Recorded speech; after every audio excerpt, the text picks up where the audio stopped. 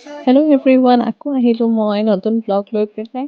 আজি মই গৈ আছোঁ উৰিষ্যা, পুৰী, য'ত কি জগন্নাথ ধাম গৈ আছোঁ। মা আৰু মোৰ লগতে মাৰ বান্ধৱী কেইজনীমানৰ লগত।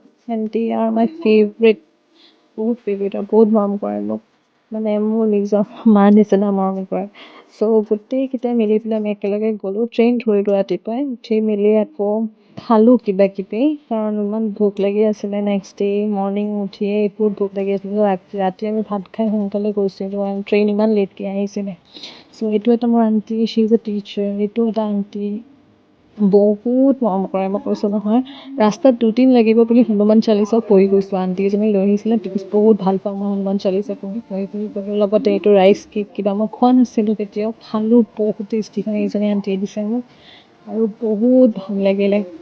ৰাস্তাত ট্ৰেইনত গৈ পেলাই যদি একো এটা নাখাওঁ হ'ব জানো?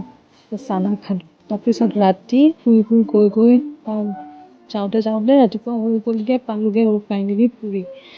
তাৰ পৰা আকৌ মেজিক ল'লোঁ, বিকজ তাৰ পৰা অকণমান যাব লাগিব, ৰাস্তাটো অকণমান যোৱা ঠেক হয়। সেইকাৰণে আমি খোজকাঢ়ি গ'লোঁ সেইখিনিৰ পৰা নামি পেলাই হোটেললৈকে। Now I am finally in the hotel. ইয়াৰ পিছৰ ব্লগখিনি মই নেক্সট ব্লগত দি আছোঁ। Stay tuned.